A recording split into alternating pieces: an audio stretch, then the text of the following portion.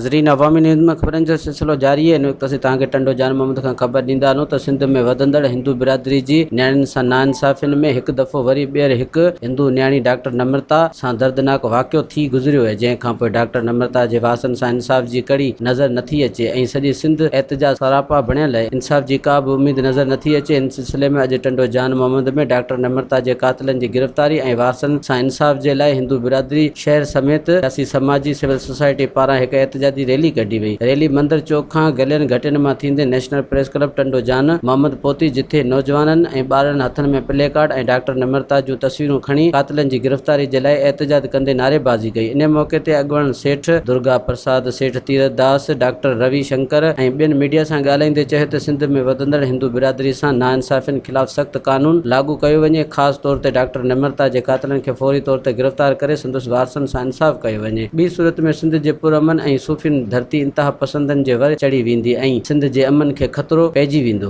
वधीक ख़बरनि ऐं तफ़सील जे लाइ विज़िट कयो असांजी वेबसाइट awamiNewsHD.com ऐं ॾिसंदा रहो अवामी न्यूज़ HD।